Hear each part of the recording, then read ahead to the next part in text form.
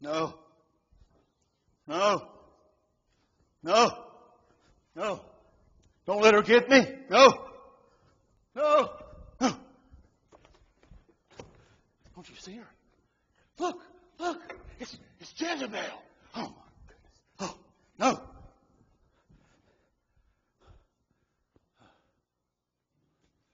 Where am I?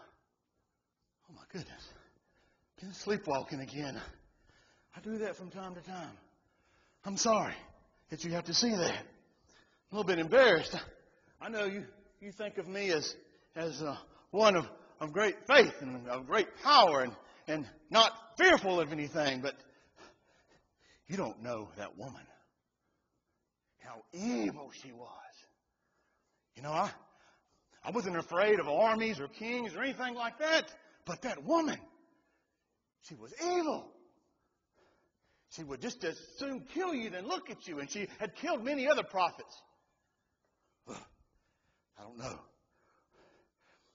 I'm ashamed of myself, but maybe I'm getting ahead of myself. Let me just tell you about who I am and my story. I understand you know of Elisha. Some of you know maybe a lot. Maybe some don't know very much about me. But I've got an interesting story to tell. Let me just sit down here and tell you a little bit about who I am. My name in the Hebrew is really Elihu, not Elijah. Elijah came from your King James Version of the Bible, I think. But Elihu is the Hebrew. It means, my God is Yahweh. Imagine naming your son, my God is Yahweh. Or my God is Jesus. Well, there goes, my God is Jesus. That'd save a lot of parents the trouble of saying, my God, where is Jesus, right? But they called me that because everywhere I went, people knew who my God was. I let them know by my life and by my witness and by my testimony. I was really from a place called Tishbite. Maybe you've heard of Tishbite. Have anybody heard of Tishbite before? No one here has heard of Tishbite. Well, it's a good thing. None of your scholars know where it is either. But I'll tell you where it was at. You have a word for it around here. It's called the boondocks. I was from the boondocks. Out in the country. Nowhere. You really can't say I was from anywhere because it was so just far out in the country. You really couldn't get there from here or anywhere. It was a secret where it was at. And that's where I was from. No place has ever been found called Tish in the Holy Land. But that's where I was from. And, you know, I think maybe sometimes you look at some of the Bible figures and you see about their life, how they grew up and who their moms and dads were and all that. But according to your Old Testament, nothing is spoken of me. I just show up one day on the scene. You know, there were many prophets back in that day of Yahweh, and I was one. And Yahweh came to me. You know, I wasn't too much of just going around tooting my own horn from time to time, like maybe some of the other prophets that had most of their lives recorded. But I was just called to a specific task. And the Lord called me to go to the king of that time. Prophets did that quite frequently. We would go to the king of Israel or the king of Judah. At my time, in the 9th century when I lived, the great kingdom that David and Solomon had built had divided into two, had split right down the middle, north and south. And at that time, the king was, in the 9th century, Ahab. And his wife was Jezebel. She was a Phoenician priestess and was a member of the cult of Baal. Now, I know some of you in the South say Baal. It's not like a bale of hay. It's like a ball that you kick. Can you say that? Baal. The Southerners down in Judah called it Baal, too. I don't know what was wrong with them. But it was Baal.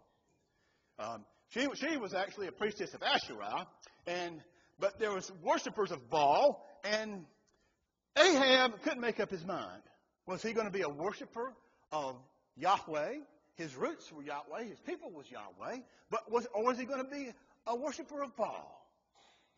The Lord God sent me to Ahab to confront him and tell him, he needs to make up his mind. And so I went, and first I told him, if you're going to be a worshiper of Baal, let me just tell you this. There's going to be a great famine.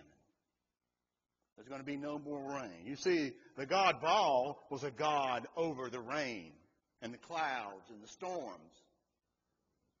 But I came to him as my God is Yahweh, telling him that there was going to be a famine. And there was nothing that they could do about it. And indeed, there was a famine. And I left that place and went to a place out in the countryside again, Cherith. And there was a brook there at Cherith. And I laid down there by that brook and took sustenance from the brook, the water there. And ravens would bring me food to eat. Stayed there, seemed like forever. Just resting, waiting on God, waiting for the Lord to give me another command. Finally, the brook itself dried up, and there was no water there. And the Lord came to me and told me that I should get up from that place and go up into Phoenicia. And there I would find a widow and her son.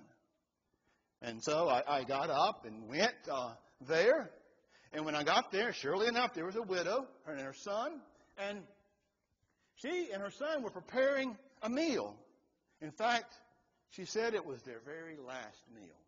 The famine had been so terrible in the land that she had nothing more to eat, and that her and her son were preparing this last meal, and then they were going to lay down and die. How terrible I felt. Going and wanting a meal from a poor widow who was getting ready to have her last meal and then die. But the Lord told me to tell her, you will surely not die, because the Lord will sustain you and get you through this time.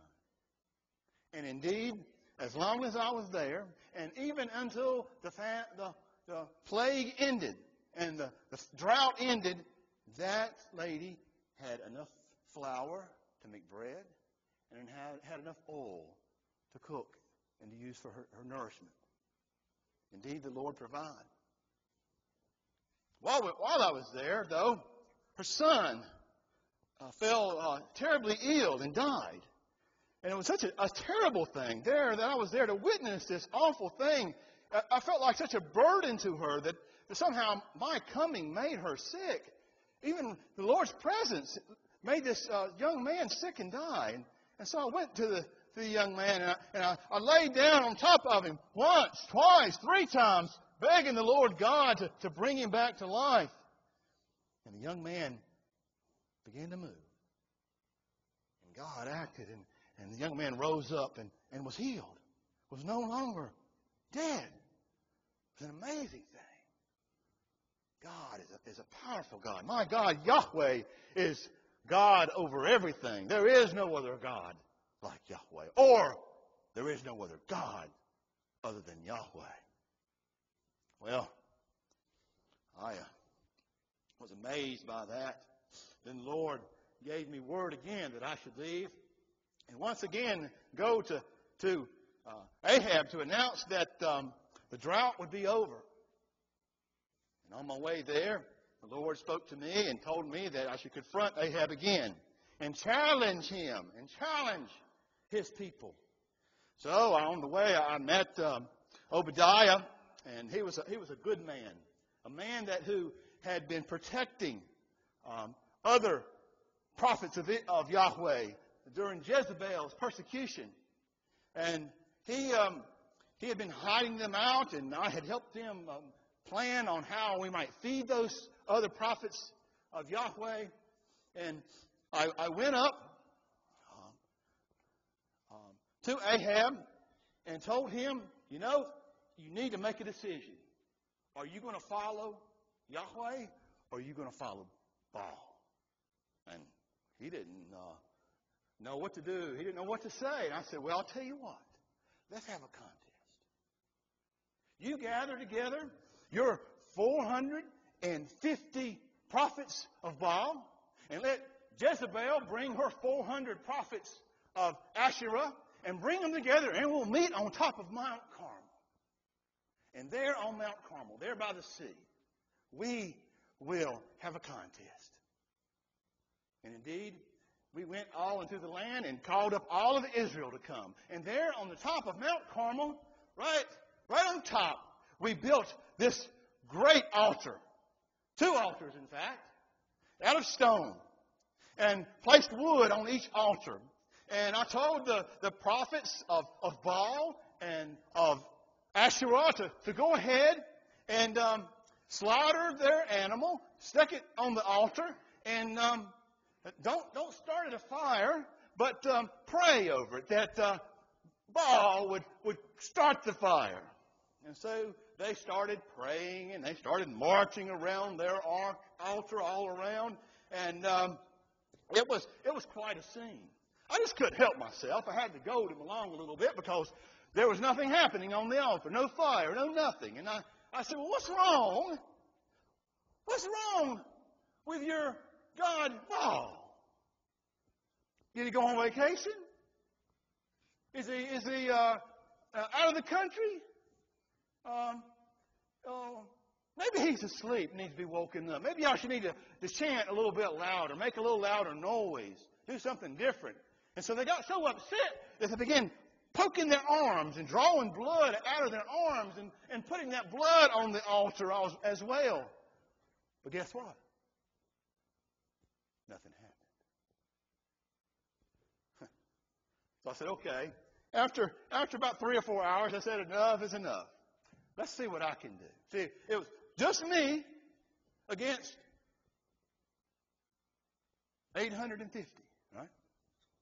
So we built the altar, slaughtered our animal, stuck it on top, but that was not good enough. I said, okay, let's just dig a moat around the whole thing, a trench around the whole altar, and bring me some water, somebody. And they came and brought 4 buckets of water and poured it all over the altar, all over the wood, and the water went down into the trench around it. I said, well, how about 4 more buckets? And so they went and got 4 more buckets.